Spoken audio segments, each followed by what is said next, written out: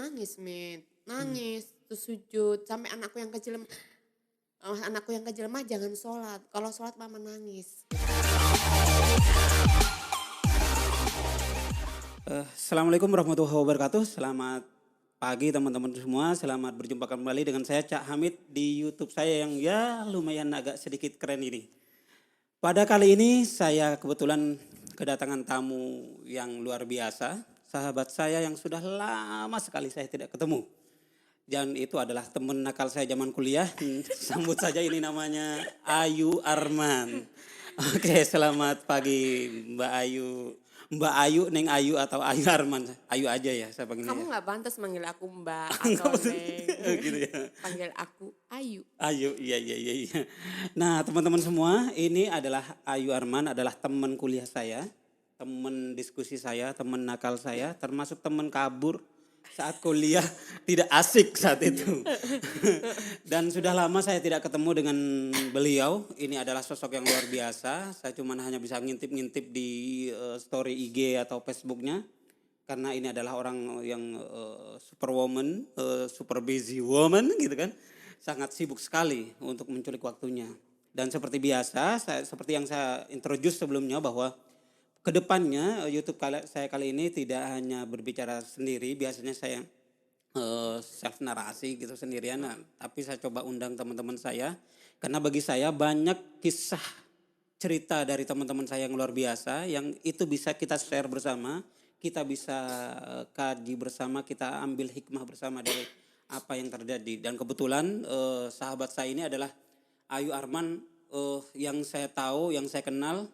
Dulu masih biasa saja, sekarang udah menjelma menjadi wanita yang luar biasa hebat, luar biasa hebat sekali. Dan yang saya tahu, ya tapi nanti ke depan apa kita ceritakan, kita kulik-kulik apa yang terjadi dengan kehidupan Ayu Arman. Karena dulu kita masih berteman itu saat zaman-zaman masih aktivis, zaman-zaman masih beradu lomba nilai terbaik segala macam kan. Dan habis itu kita sibuk dengan dunianya masing-masing dan Tara hari ini di hadapan saya Ayu Arman. Gila, bagus banget Hamid. Keren, kamu presenternya keren. Ya belajar dari Ayu lah. Enggak, tapi kamu tetap Hamid yang aku kenal dulu, yang canggih untuk berbicara di depan publik, tanpa teks dan mengalir begitu saja. Saya sampai ingat gara-gara kamu pandai bicara, seorang dosen kesel sama kamu. Siapa anak kecil ini berani mengkritik saya sehingga kamu dikeluarkan dari forum. Itu tapi, saya tidak tapi lupa. tidak perlu disebutkan namanya Iya. itu tahun Yang kedua semester berapa saya itu? ingat dulu itu ada Hamid, ada Ayu. Iya, betul. Bahkan sampai duduk di kursi itu. Ingat dosen Nur Baiti. Iya, almarhumah. Iya, dipisahkan. Yang cowok duduk yang cowok, yang cewek duduk yang cewek gitu. Akhirnya dulu kita nggak punya HP ya, nggak punya betul. zaman itu zaman pager ya. Pager. Kita belum punya pager, belum punya HP. Akhirnya surat-suratan begini. Aku yang nyurati, Mit keluar ke kantin. Kasih Hamid. Betul. Itu zaman-zaman kita sangat nakal yuk. Sangat nakal. Bukan Setiap nakal. hari kita. Bukan nakal bagi saya, itu adalah kegilaan di tengah kenormalan aja. Iya, betul. Sesuatu yang normal itu kan bosan. Betul. Menurut aku. Betul. Dan itu kita saat itu genit ya. Banyak dosen yang kita bikin gerah. Kita cecar segala macam seolah-olah kita paling pintar sedunia. Zaman-zaman itu. Tapi sebenarnya kita nggak jauh lah, Med. Aku kan juga ngelihat Facebook kamu yang sangat aktif, apalagi kalau mau masuk kampanye itu ya. Gila, kamu tuh jagonya memang bikin orang itu emosi. Sampai kadang-kadang saya tengkar gara-gara mau kampanye itu ya. Tapi saya tahu that is Hamid dengan tugasnya, fungsinya. Di luar itu adalah Hamid is sangat teman yang sangat careful, sangat perhatian sama teman-temannya. Dan iya itu betul. Sebetulnya saya ini adalah orang yang paling cuek dengan teman-teman gitu kan. Paling terus tapi kamu yang selalu merangkul gitu. Selalu merangkul ke kita. Apaan sih Hamid gitu-gitu. Tapi kamu gak pernah marah dengan saya. Dan itulah bagusnya Hamid itu. Dia sangat setia kawan.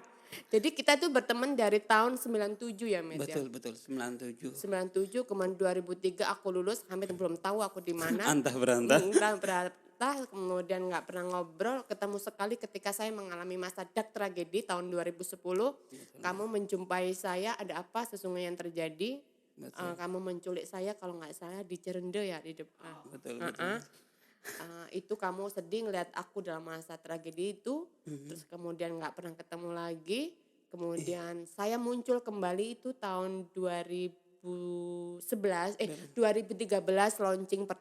launching kedua buku saya Lelaki Hugua di Hotel Grand Hyatt. Itulah kemunculan saya setelah 2 tahun mengalami dan tragedi, dan itu masa-masa yang sangat sulit bagi saya. Iya, sebelum masuk ke itu, saya memang laki-laki yang sial gitu. Laki-laki sial, harus menerima kamu dengan apa adanya di saat teman-teman saya yang lain menolak gitu kan. Terus kemudian ternyata saya juga harus hadir ketika kamu juga jatuh atau itu. Yang nggak sengaja sebetulnya kehadiran saya. Tapi sebelum masuk itu, kalau nggak salah selesai kuliah itu kamu ada di majalah kalau nggak salah. Yang kemudian kamu menjadi kamu Ayu Arman yang sekarang itu. Iya, jadi proses saya sebenarnya waktu kuliah itu nggak terlalu aktif di kuliah ya, karena pelajaran kuliah itu kan pelajaran bagi saya mengulang dari waktu SMA, karena saya SMA itu di pesantren yang madrasah program aliyah khusus Pak Munawir Sajali yang hampir 70% itu kitab kuning, nahwu, sorof dan gitu sudah menghafal semuanya. Dan ketika di kuliah itu kan seperti mengulang kayak misalnya pelajaran tafsir, fikih, bahasa Arab, Pak Lamini masih ingat kasus jadi nahwu dan lain-lain. Yang paling baru itu adalah tentang analisis sosial, metodologi sosial kayak gitu-gitu saja kan. Jadi tidak terlalu sulit lah bagi kita ya zaman kuliah itu. Nah, saya lebih banyak aktif di IMM.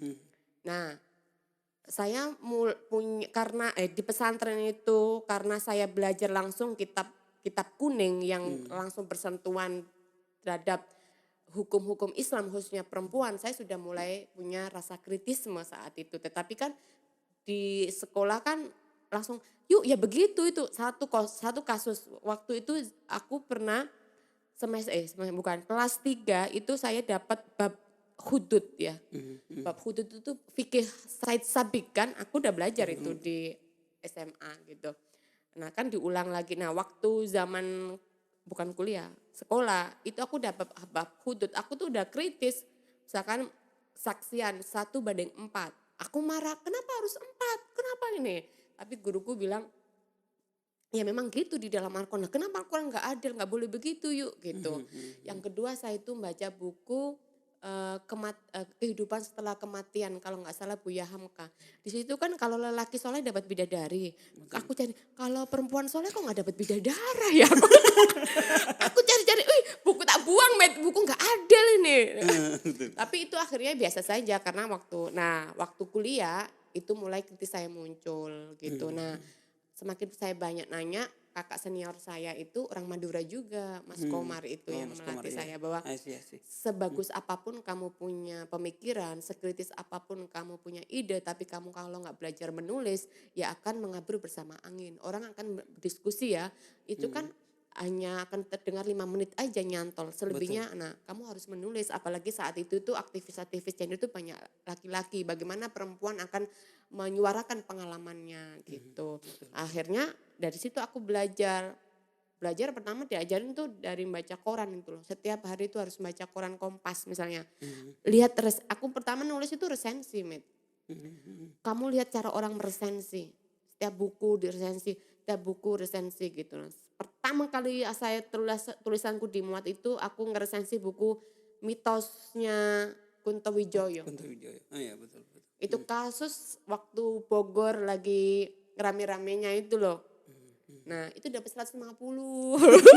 Honor pertama ya.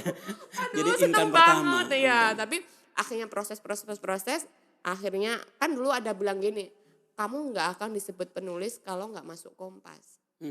Itu dilatih, tapi aku selalu dilatih sama Kak Komeng.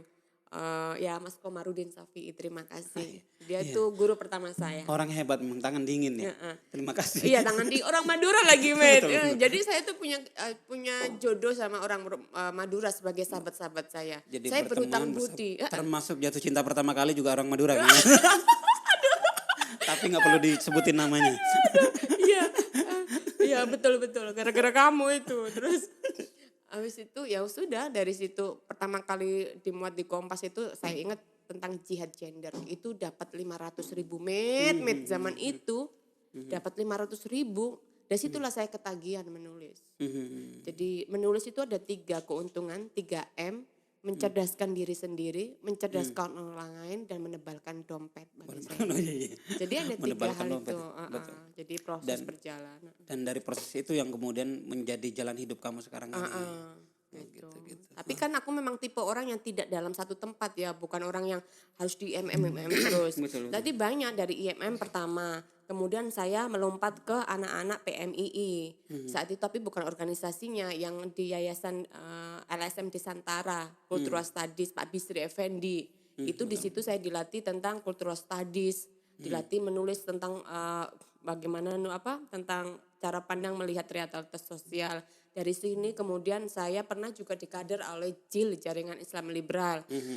Saat itu bahkan saya ditawarin untuk kerja di JIL tapi saya tidak mau gitu. Kemudian saya baru melompat ke Majalah Paras. Majalah Paras inilah yang banyak membantu saya bagaimana menulis hal-hal yang sangat dalam, yang berat itu direnyahkan, dipopulerkan. Betul. Dan memang salah satu poin kamu di antara teman-teman Ciputat yang lain yang saya kenal gitu, tulisan kamu itu kan sudah ngepop gitu, enak dibaca oleh semua kalangan karena. Tapi ngepop tapi dalam. Dalam betul. Jadi gini, kelemahan penulis-penulis yang berbasis akademisi kan terlalu berat ya, dibaca oleh kalangan bawah itu melintir gitu, nggak nyampe. Dan kelebihan kamu ketika di Majalah Paras itulah kamu membentuk sehingga tulisannya bisa masuk ke semua lini gitu dan enak gitu untuk dibaca gitu. Tapi di Paras itu 5 tahun tapi akhirnya endingnya saya dikeluarkan. Nah, iya, saya dengar itu. Menurut saya itu yang juga ketika dikeluarkan itulah sejarah itu yang perlu juga teman-teman ketahui, yang kemudian menjadi itu bagian dari tempaan pertama hidup dalam kamu. Dalam keadaan hamil kamu dipecat. Tapi satu-satunya orang yang dikasih pesangon di itu adalah saya karena saya nyewa pengacara, bayangkan. Oh iya betul. Jadi Ayu Arman ini adalah dipecat dari Majalah Paras, kemudian dia menggugat Majalah Paras dan berhasil gitu. Dapat 50 juta zaman itu. Itu sangat besar sekali itu. Tahun berapa itu? Tahun berapa? 2007 ya. Apa yang kemudian membuat kamu menggugat Majalah Paras? Karena bagi saya kamu yang kemudian menurut kamu tidak pas sehingga kamu menggugat dia? Pertama, saya merasa tidak bersalah ya, karena saya menulis artikel yang sesuai dengan perusahaan itu. Tapi saya tidak menyebutkan nama, tidak menyebutkan perusahaan, tapi saya hanya menyindir tapi dalam bahasa saya. Karena perusahaan ini mengaku Islam ya. Semua orang harus jilbab di dalam itu. Padahal orang yang punya juga gitu. Kedua, banyak yang di PHK, tetapi tidak dikasih pesangon. Jadi aku kan menulis tentang haram melantarkan hak-hak pekerja. Betul. Oke, dalam Islam juga. Dalam Islam. Betul. Nah, ini kan saat itu kan majalah nanti top record ya. Betul, Kan satu Paras itu kan satu perusahaan sama Majalah Hidayah, Majalah Muslimah. Itu Majalah Hidayah kan laku keras tuh, Zamannya sampai masuk Trans TV banyak banget. Nah, tiba-tiba gimana gitu bangkrut apa gimana gitu, Majalah Muslimah ditutup. Majalah Muslimah ditutup itu anak-anaknya nggak dikasih pesangon. Dan tiba-tiba mendadak nggak dikabarkan misalkan 2 bulan dulu tiba-tiba ditutup aja nggak dikasih pesangon gitu. Terus yang punyanya nggak bisa ditemuin, susah sekali. Nah, kritisme saya sebagai aktivis tuh muncul, ini gimana sih gitu. Betul. Jadi jiwa aktivis kamu muncul. Saat itu aku redaktur pelaksana ya, aku nulis aja, langsung aku nulis haram menantang hak pekerja dalam versi Islam. Terus tulisan itu juga masuk ke Pimret kan, kata Mbak Eva, ini nanti kita tahu kan orang yang punya itu bagaimana orang Malaysia kan. Terus ya udah nggak apa-apa keluarin aja gitu. Nah pas keluar dia bilang ini si budak gitu kan, orang Malaysia kalau ngomong gitu kan si budak ini menyinggung kita kah gitu. Gitu akhirnya yang punya istrinya bilang gini, mecat Ayu nggak kurang 100 juta kan? Nggak 100 juta kayaknya. Padahal semua itu anak-anak muslimah itu nggak dikasih pesangon. Akhirnya aku dipecat dalam keadaan hamil, usia kehamilanku 7 bulan. Akhirnya aku temanku dulu Mas Lukman orang Katra. Langsung aku diarahin ke AJI, Aliansi Jurnalistik Indonesia. Saya keserahkan bahwa ini harus disomasi karena ini memang tidak hanya aku korbannya gitu, banyak di belakang saya, tapi mereka tidak mau berani mengungkapkannya, tidak berani teriak gitu. Aku dijelek-jelekan saat itu, tapi saya merasa benar. Bahkan orang terus disomasi, orang dalam itu takut datang ke rumah, datang ke kosanku zaman itu aku masih ngekos. Katanya yuk minta maaf, tolong dicabut. Aku bilang nggak bisa Pak, saya sudah serahkan ke pengacara saya. Nabi Muhammad aja pemaaf. Maaf Pak, saya bukan Nabi Muhammad. Aku Ayu Arman. zaman itu akhirnya keluar, akhirnya nggak tahu gimana ceritanya. Aku fokus ke kelahiranku. Jadi uang itu untuk proses persalinan misal Anin gitu. Kalau gitu berharap banyak yang mencat-mencat kamu sehingga jadi duit. Jadi itu adalah kayak insiden pertama mungkin di perusahaan itu. Termasuk dalam hidup kamu kan? Dalam hidup saya gitu. Nah setahu saya kamu di antara teman-teman saya yang kehidupannya ya lumayan lah dari dulu. Gitu ya, Kalau kita amin. masih aktivis, masih ngejar-ngejar Met, beasiswa kamu nanti enggak. kita ulang aja ya, dicek lah. Kalau udah cakep ini masih jelek. Terus begitu Met. Akhirnya melahirkan. Proses setelah melahirkan itu mengalami dark tragedi. Kenapa? Bentar.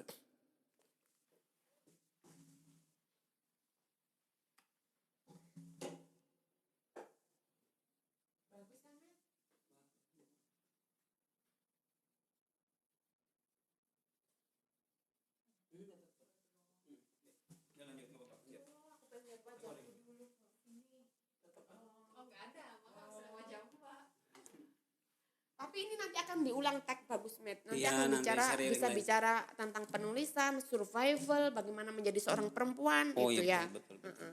Ini untuk pertama juga tes alat baru. Kita salah baru. Ketinggian terlalu rendah sebenarnya. Dah. Ketinggian. Oh, oke. Oke lanjut. Berarti itu adalah yang membuat kamu fase pertama proses pematangan sebagai perempuan, sebagai aktivis dan juga sebagai jurnalis, sebagai penulis. Tapi sebenarnya itu kayaknya cara Tuhan membenturkan saya untuk keluar dari Paras. Karena saya pada saat itu udah nyaman ya, redaktur pelaksana 5 tahun, gaji hampir 4 jutaan lah zaman itu. Oh keren sekali. Gede ya. Iya. Gak pernah ngerti saya waktu itu. 4 jutaan sudah itu, aku udah 5 tahun tapi mau keluar tuh nggak jadi. Akhirnya Tuhan mungkin ngasih cara itu, saya dibenturkan harus keluar gitu. Karena saat di Paras itu memang ngasih saya banyak ya kayak ke Singapura, ke Malaysia gitu. Cuman saya tidak punya kebebasan menjadi diri saya Ayu. Jadi kalau ke kantor tuh jilbaban Met gitu. Keluar lepas. Sama sebenarnya akhir-akhir masa kuliah ya. Karena akhir-akhir masa kuliah Ayu udah memberontak. Jadi cuman kalau ketemu saya udah nggak pakai jilbab dia. Keluar gitu. Jadi ke kantor gitu. Kadang ada bosnya langsung tiba-tiba jilbaban gitu. Jadi tidak menjadi diri saya gitu. Terus kalau misalkan liputan fashion show muslim aku nggak pernah keluar karena saya nggak mau pakai jilbab yang begitu-gitu, aku nggak mau gitu. Oke. Benturan yang kedua yang paling keras ya itu. Betul. Tapi sebelum masuk itu, ada banyak yang bertanya-tanya juga, mumpung kamu menyinggung tentang jilbab kan. Apa yang mendasarin Ayu melepas jilbab dari pesantren, anak di Jawa Timur, kalau enggak NU Muhammadiyah itu tradisi keagamannya sangat luar biasa, kerasnya, kuatnya gitu. Kemudian Ayu menjadi Ayu Arman yang sekarang yang lepas jilbab. Apa yang kemudian mendasarin Ayu sehingga lepas jilbab? Bagi saya saat itu aku pengen lepas karena pencarian saya bahwa jilbab itu budaya gitu. Ada dorongan yang sangat kuat, Met. Saya nggak nyaman lagi gitu pakai jilbab itu. Saya nggak nyaman gitu. Mau pakai jilbab rasanya nggak nyaman aja, lepas aja gitu dorongan saya. Tapi kan saya nggak mungkin karena kamu tahu keluarga saya bagaimana, bapak saya kalau lingkungan Islam yang sangat ketat gitu. Aku tradisiku pesantren, tapi pencarian saya nggak sampai situ. Memang saya banyak baca gitu. buku-buku itu saya baca banyak dan saya membedakan apa bedanya aurat dan jilbab, apa itu sampai segitunya.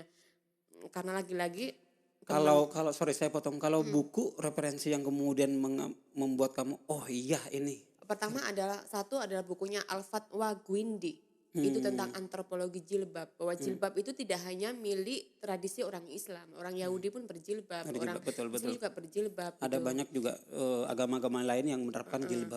Sama antropologinya juga berjilbab. Nah, itu pertama. Kemudian saya belajar linguistiknya tentang jilbab dan aurat. Di dalam Quran sebenarnya tidak ada yang menyebutkan cuma kalau nggak salah An-Nahl sama surat An-Nur ya. Cuma kalau masih ingat ya. Falyadribna ala juyubihinna. Tutuplah dadamu, bukan falyadribna ala ra'siha. Itu yang pertama. Masih ada sisi pesantrennya. Jadi itu yang pertama. Yang kedua saya juga belajar tentang apa itu aurat, apa itu jalabib. Jalabib itu kan aurat itu kan sesuatu yang bikin malu. Yang bikin malu, betul. Jadi aku sampai meneliti itu. Jadi kalau saya rambut saya aku nggak merasa malu gitu. Aku nggak merasa larang. Terus saya balik. Kalau ada orang lihat rambut saya kemudian dia ngaceng, kan yang ditakutkan itu kan tutup auratmu Biar karena nggak nanti aku menukar nafsu gitu. Berarti kan laki-lakinya melihat saya, rambutku nggak kenapa-napa. Kalau kamu udah melihat rambutku kemudian nafsu, ya kamu harus menjaga penismu itu, otakmu itu yang harus dijaga, bukan saya yang harus dikarungin gitu. Nah itu tapi saat itu aku harus menulis gitu. Lagi-lagi Mas Komar bilang, kalau kamu keputusanmu benar-benar lepas jilbab, kamu harus menulis.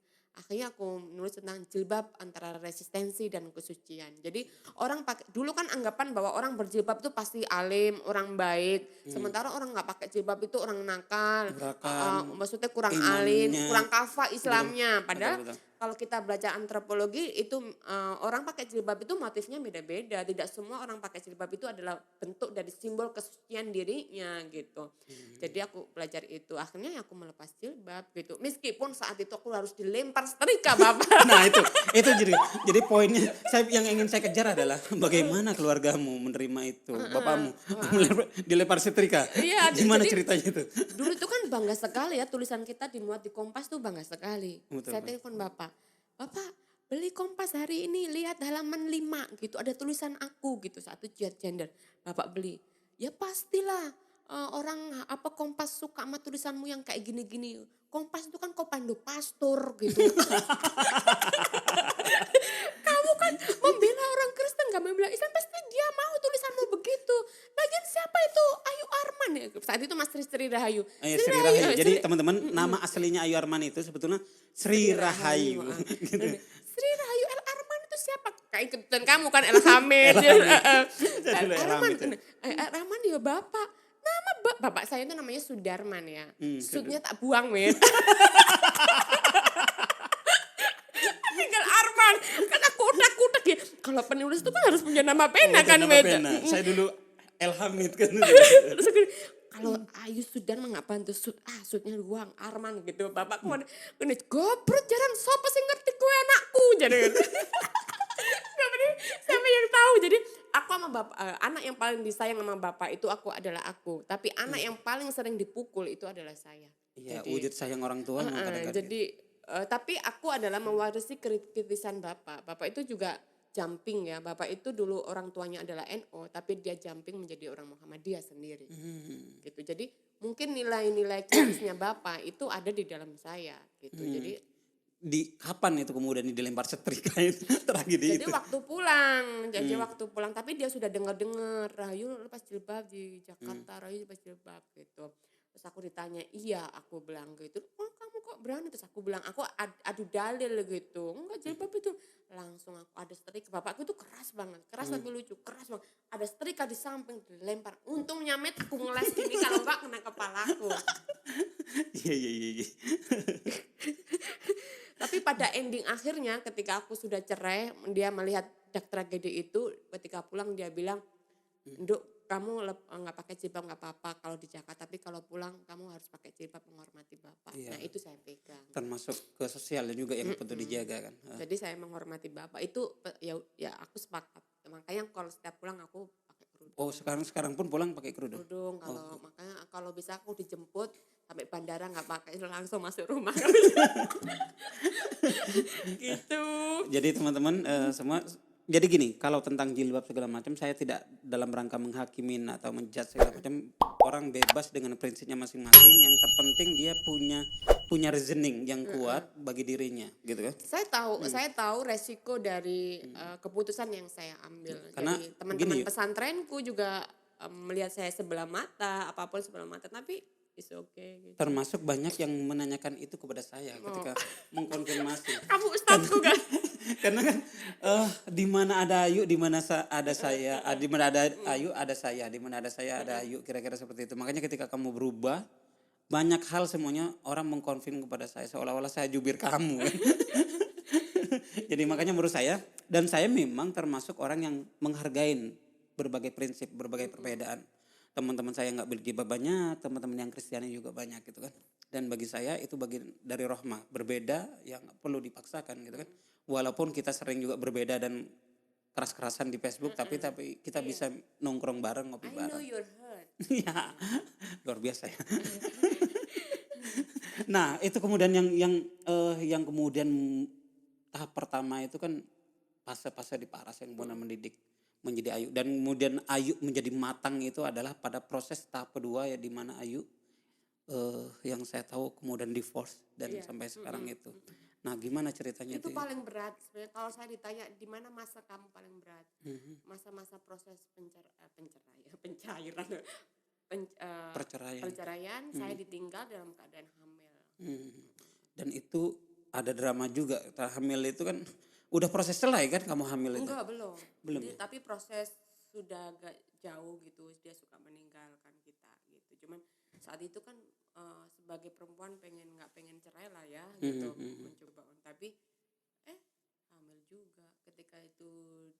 Sebenarnya aku mau cerita ini secara detail untuk menceritakan bagaimana pahitnya masa gelap itu agar orang terukur bahwa tapi tidak mudah untuk mengeluarkannya karena berkaitan dengan orang ya, berkaitan dengan orang. Ya nggak apa-apa, jadi nanti kita bisa cut, bisa diituin inisialnya segala macam. Iya, saya ini kan orang yang tidak mudah jatuh cinta ya. Betul. Pasti jatuh cinta itu harus cool atau saya selalu jatuh cinta tuh dari main dulu, dari pikiran dari otak. Diskusi sama frekuensinya. Nah dulu itu masih cinta itu adalah segalanya gitu. Cinta itu number one, meskipun sampai sekarang tapi orang tua nggak menyetujuin gitu, tapi masih tetap aja go on gitu. Terus ya di tengah perjalanan betul kenyataan apa yang difikirkan oleh feeling ibu itu ternyata betul gitu. Iya, konon orang tua Ayu dulu memang nggak merestuin bapak dan ibu. Enggak, jadi kita tuh nikah sendiri dengan duit sendiri, Met. Pejuang cinta zaman Cinta. Akhirnya memakan cinta itu. Cinta memakan Ayu. Ini sebenarnya kasus ini lucu bapakku tuh orang yang sangat strict ya soal agama, nggak pernah percaya dukun, nggak pernah. Gara-gara untuk memisahkan aku itu bapak kedukun, men. Kedukun. Untuk bagaimana memisahkan gitu. Makanya aku pernah cerita bahwa ketika aku pisah itu bahagianya minta ampun. Saat aku lepas kamu cerai sendiri, makanya duit itu dikeluarkan di Oh iya betul. Oh iya. Jadi di tradisi di keluarganya Ayu Arman ini kalau kemudian anaknya nikah kemudian dikasih bekal hidup, dikasih duit 50 juta katanya. Pas Ayu nikah nggak dikasih, justru pas cerai ya dikasih. Nah kenapa kemudian harus cerai? Apa yang kemudian pilihan itu yang kemudian saya ditinggalkan. Saya ditinggalkan, bukan saya yang meminta cerai. Jadi saat itu saya berusaha untuk mempertahankan. Jadi gini, waktu aku belum tahu hamil yang kedua, kan aku KB spiral. Dia sudah kayak ya tidak selayaknya menjadi suami ya, suka selingkuh sana sini, kemudian perkataan yang tidak baik, kemudian aku bilang mumpung aku masih muda gitu, aku mau cerai gitu. Yang kalimat itu dari kamu? Dari aku. Ya itu dari kamu dong. Terus habis itu lama-lama kemudian kita nggak tahu ya antara cerai dan tidak itu kan nggak nama emosi kayak ya. Kayak pisah ranjang gitu. Terus aku pulang dari Papua pertama kali berhubungan badan, itu KB spiral. Ternyata bocor. Ternyata kok aku hamil. Nah pas aku hamil aku bilang mungkin aku udah bilang gini, mungkin kita nggak boleh cerai kali ya gitu. Hmm. Kok aku hamil padahal aku pakai tes pakai ini Spiral. apa jawabannya? Saya sudah tidak bergendak punya anak dari kamu gitu. Itu hamil urusan dirimu, mau digugurin mau apa gitu. Jadi aku masih ingat, saya sudah tidak bergendak punya anak dari kamu. Anakmu itu udah urusan kamu, bukan urusan saya. Itu pas saat hamil. Saat hamil, saat aku tahu tes kehamilan, loh kok aku hamil gitu. Apa yang kamu rasain ketika dibilang? Langsung ngek gitu, langsung kayak drep gitu. Ya langsung nangis, terus aku diem langsung, apa aku gugurin ya gitu. Karena aku tahu di mana tempat guguran secara legal, karena saya kan dulu aktivis perempuan. Jadi tahu kemana gitu. Hampir aku mau berangkat, tapi aku nelfon Mbak Miranda dari Sang Ayu. Jadi saya itu bersyukur didampingi oleh orang-orang yang hebat pada lingkaran pertama. Jadi makanya seseorang kuat itu pasti punya circle teman, support system. Yang kuat-kuat juga gitu. Support system itu kok orangnya bagus-bagus. Kayak Miranda dari Sang Ayu, tahu Mbak Miranda dari Sang Ayu? Taufik Razen, Gusmo. Orang-orang hebat semua itu. Terus siapa? Kak Komeng gitu. Pertama yang aku telepon adalah Mbak Miranda. Terus Mbak Miranda gini, jangan digugurin. Anak itu tidak ada kaitannya dengan ex kamu. Kalau anak itu mau lahir dengan sendirinya. Kalau anak itu tidak mau ikut kamu, dia akan gugur dengan sendirinya. Setelah itu, padahal aku tuh saat itu udah megang pil abortion.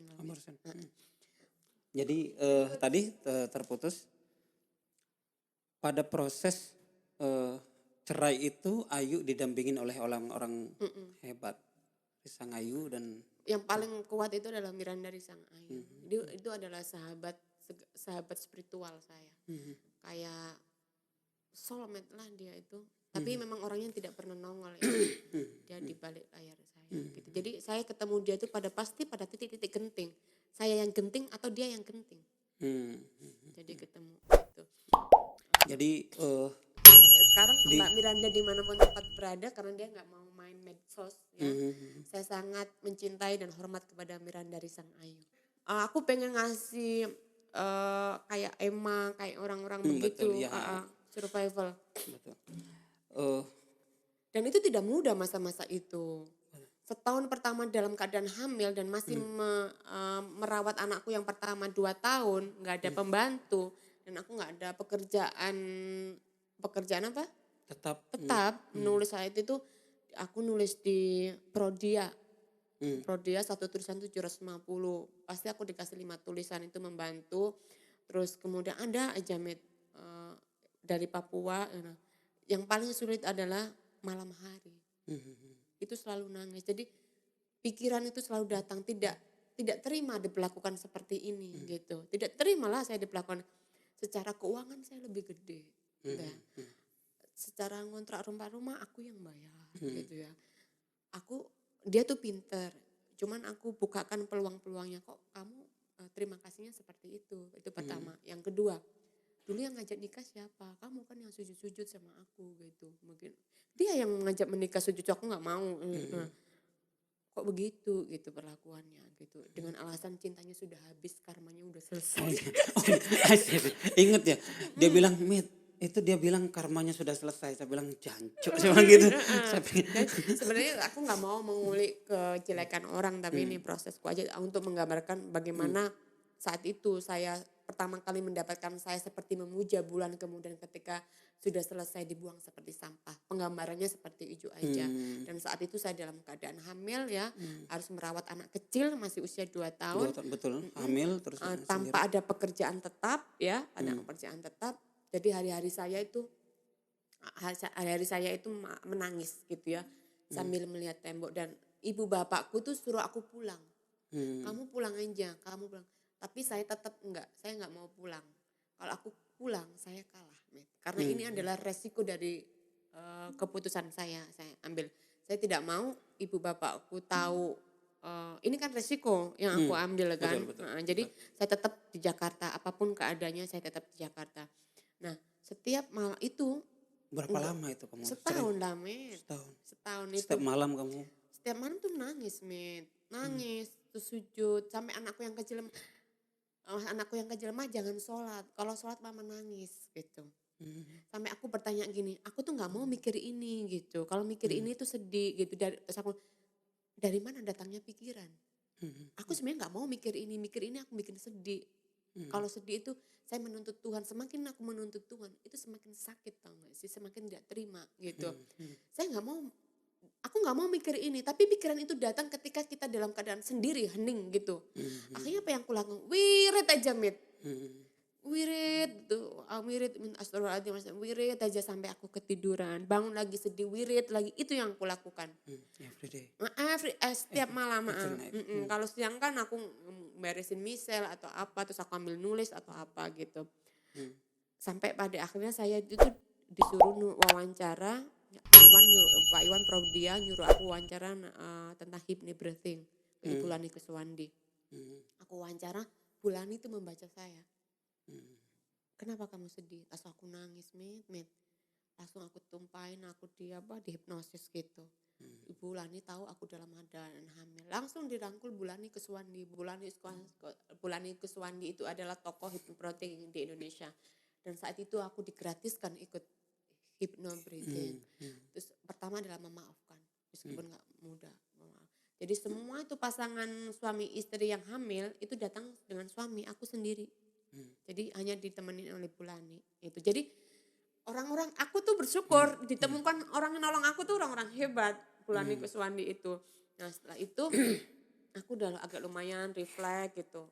Aku bilang, tapi Mbak Miranda selalu kontrol aku meskipun jauh. Ya satu-satunya ya memang wirid. Wirid saja aku wirid. Apapun aku wirid. Sampai kemudian kandungan usia 6 bulan aku cari di mana ada meditasi. Gitu. Akhirnya aku ikut meditasi Kundalini. Bagaimana cara mematikan pikiran gitu. Yang itu aku kan dari mana datangnya pikiran? Aku nggak mau mikir hal, pikiran itu kan datang dan pergi ya. Dia tidak kita minta, itu dia datang. Aku bilang dari mana datangnya pikiran? Aku nggak mau mikir ini Tuhan. Aku mikir ini aku sakit, badanku lemas gitu. Aku mau memaafkan gitu. Terserah aku pun nggak ada. Kalau suruh balik pun aku sudah nggak mau gitu. Jadi kenapa aku sedih? Ini sudah aku terima gitu. Kamu mau balik? Aku mau balik cuma aku nggak mau gitu. Jadi ya ini kondisinya. Jadi aku sakit itu karena ketidakterimaan. Tapi kamu misalkan dia kembali kamu mau? No, aku nggak mau. Jadi sudah kondisinya seperti itu, sudah sakit. Jadi satu-satunya adalah bagaimana membuang pikiran ini. Meditasi kata bilang. Aku carilah namanya meditasi Vipassana, Kundalini. Yang ngantar aku itu dulu adalah Mbak Mia. Antar jemput, itu orang baik juga, itu harus berterima kasih.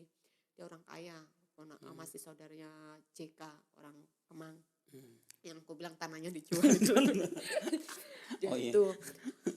Pertama itu di katarsis, nangisnya minta ampun aku, keluar sampai akhirnya ya nafas ya, memang nafas ya. Amati pikiran itu saat itu datang tuh, amatin saja. Amatin sampai kamu terima, oke, ini keadaanku yang tidak bisa diterima. Dan aku pun ikut andil dalam kesalahan ini. Bukan satu-satunya, X itu adalah punya kesalahan. Bahwa saya pun juga punya andil, jadi kamu harus minta maaf kepada dirimu, minta maaf kepada orang tuamu. Udah meditasi gitu, akhirnya dikasih gini, ada 2 papan. Yang masa lalu dan masa sekarang. Masa lalu udah gelap gitu, sekarang kamu baru, dengan pikiran baru gitu. Kamu tulis, kamu siapa? Lah kok aku nyebut dalam pikiranku loh. I am celebrities woman.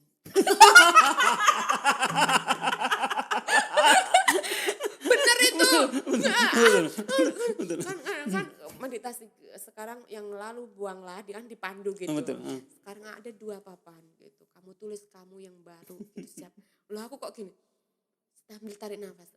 I am celebrities woman. Terus sama abis meditasi, Mbak kamu tadi apa? Mbak Mia ikut. Dia apa? Aku loh Mbak, I am celebrities woman. Dia tertawa. Nanti jadi tuh yuk, nanti jadi. Dan setelah itu memang terwujud lah dikit demi dikit. Sama satu lagi mantra, satu lagi. Dulu aku tuh sering dihina sama dia itu. Saat proses cerai. Kenapa kamu gak mau dicerai? Malu ya? Kamu jelek ya? Takut gak laku ya? Gitu-gitu. Aku selalu afirmasi apa? Setiap pagi. Aku cantik, aku kaya, aku pintar. Aku cantik, aku kaya, aku pintar. Setiap di kaca. Itu afirmasi. Dan itu betul. Dan karena pikiran-pikiran itu, pikiran positif itu yang akan membentuk langkah-langkah kita menjadi positif. Kalau kita berpikir minder, aku lemah, aku bodoh, ya maka kita akan jadi lemah dan bodoh. Dan itu sudah betul itu. Nah pas kemudian melahirkan, tapi setelah melahirkan aku udah berubah, Met. Aku udah kesedihan tuh kayak melahirkan Mahesa itu. Keluar kesedihannya juga. Keluar. Betul. Terus habis itu, waktu usia 9 bulan aku ditelepon Bupati Wakatobi. Ayu aku pengen nulis buku biografi. Aku bilang, Pak saya dalam keadaan hamil, saya akan telepon Bapak kembali kalau aku udah melahirkan. Oke, terus aku melahirkan, udah 2 minggu aku telepon Pak Bukua, ketemu di Senayan. Terus aku, Pak saya gak bisa datang bulan depan soalnya saya cerai. Dia kaget, nah baru melahirkan ngapa cerai? Terus aku kasih cerita, langsung dia bilang, ikut saya selama 3 bulan ini, amati kata-katamu. Apa yang terjadi hari ini adalah akibat dari kata-katamu yang kamu sadari atau tidak yang kamu sadari. Saya periksa memang iya, dulu aku punya kata-kata yang tanpa aku sadari. Yang ngetren enak itu jadi janda tapi kaya gitu. Jadi Dan itu menjadi langkah, menjadi doa. jadi makanya dari situ aku tuh hati-hati dengan kata-kata. Betul. Apalagi kamu penulis, kata-kata itu adalah energi. Setiap kamu lempar akan kembali kepada dirimu. Situ aku kemudian belajar tentang law attraction energi dari Pak Hugua. Ini seorang bupati, itu juga guru saya. Jadi saya itu belajar banyak itu tentang kehidupan dari kerjaan saya, ketemu orang. Jadi proses belajar itu dikerja sambil belajar, terus belajar. Makanya aku bilang nulis buku biografi itu seperti kuliah, saya belajar hidup gitu. Dari Pak Hugua saya belajar tentang Pak Namto. Pak Namto tuh kegilaan. Kalau Pak Hugua tentang energi. Every person is book sebetulnya. Setiap orang punya stories, setiap stories adalah buku gitu. Iya. Jadi aku sekarang lihat orang itu nggak kayak covernya gitu. Setiap orang itu unik, setiap orang itu punya kelebihan. Udah sampai sini nanti kita lanjut. Panjang hidupku. Dikit lagi. Karena belum tentu ilham itu akan keluar lagi. Enggak, pasti aku bisa kalau ini. Nanti kamu harus korek aku saat ini kan sebagai prolog kamu ketika aku ngorek lagi. Masa-masa gelapku itu enggak semudah. Jadi nanti akan dibagi 3-4 chapter gitu. Spesial. Aku ngomong sama Dinding loh sama saat itu. Betul. Karena ini Ayu adalah tokoh yang walaupun dia punya story yang udah ditulis belum tentu juga akan seterbuka ini. Karena yang ngorek-ngorek adalah saya. Jadi bayangkan Ayu yang dulu aktivis yang dimanapun ya kayak kamu lah. Kalau ada forum kalau nggak tanya itu bukan. Kalau nggak ngamuk bukan kita gitu. Gitu. Kalau nggak nanya itu bukan kita gitu kan. Tiba-tiba harus redam gitu, tunduk hilang aku. Tapi itu masa-masa yang. Tapi itu masa darkness itulah masa-masa penggodokan yang luar biasa. Betul. Jadi akhirnya saya malas bicara. Jadi kembali ke itu tadi, kalau bilang bahwa di waktu terapi pertama itu ketemu dibilang bahwa salah satunya adalah memaafkan tahap pertama kan. Apa saja yang kamu maafin itu diri kamu dan pasangan dan mantan itu? Iya, aku maafkan. Tapi memaafkan orang sulit ya. Aku memaafkan diriku sendiri. Jadi aku bilang kepada diri aku minta maaf ya atas egoku selama ini aku nggak pernah mengamati kepalaku, pikiranku gitu, hanya berusang-berusung. Aku minta maaf terhadap diriku, terus aku minta maaf ke Tuhan, minta maaf ke orang tua gitu. Jadi apa yang aku ambil pelajaran, tapi kadang nggak bisa langsung memaafkan ya, itu naik turun. Kalau ke mantan masih ketemu? Kapan terakhir? Jarang. Udah setahun lebih nggak ketemu, corona nggak bertemu. Dan kita nggak komunikasi, aku komunikasi istrinya, jadi ya lah simpelnya ya sudah takdir mau kemana lagi. Apa yang kamu tuntut ya nggak bisa, semakin kamu tuntut semakin sakit. Kalau Tuhan memang ngasih jalan aku seperti itu, Tuhan akan memberikan saya jalan gitu aja. Terus aku teringat aku dulu punya guru spiritual ya dari Pati namanya Pak Muhammad Zuhri. Saat aku sakit itu aku ngadu ke dia, tapi dia bilang beruntung kamu punya musibah. Kamu ingat tidak ada satupun penulis besar, sastrawan besar yang tidak dimulai dari penderitaan. Penderitaan itulah yang membuat tulisanmu semakin hidup. Karena kamu rasamu akan hidup dengan penderitaan. Itu luar biasa itu. Ustadz ya, guru spiritual itu. Guru spiritual. Keren. Itu yang kamu. Dan memang betul. Jadi kalau kita tidak pernah merasakan sakit, nggak mungkin kita bisa menerasikan dengan baik rasa sakit saat itu. Saat ini kamu menangis, tapi nanti 3 tahun kamu akan terima kasih dengan itu. Itulah yang membikin hatimu semakin menyala. Itulah hatimu yang akan menjadi peka. Kamu lagi digodok. Betul. Jadi jalanin saja. Itu kata-kata ini penting juga bagi teman-teman yang lain. Ini adalah bagian dari keyword penting bahwa jika teman-teman punya masalah luar biasa saat ini, mungkin sedang posisi darkness seperti fase yang dialami oleh Ayu saat itu. Kalian itu harus tersenyum. Kenapa? Karena bisa jadi ini adalah langkah awal Anda untuk menjadi manusia yang luar biasa. Tahap Anda akan menjadi bangkit, menjadi masa depan yang lebih cerah. Jadi jangan kemudian bersedih karena setiap ada turunan itu akan ada kenaikan. Jadi gak mungkin Anda akan sampai di gunung tertinggi kalau kemudian Anda tidak memulainya dari bawah. Dan anggaplah setiap musibah yang ada terjadi pada Anda saat ini adalah bagian dari tahap Anda untuk naik ke gunung itu. Jadi itu pentingnya. Matt, Yo. kamu kayak itu nanti di Dekobujur tapi spiritualitasnya, sosial dan spiritualitas itu harus dibikin loh, Matt. Ayo, mulai dari sekarang ini awal. Jadi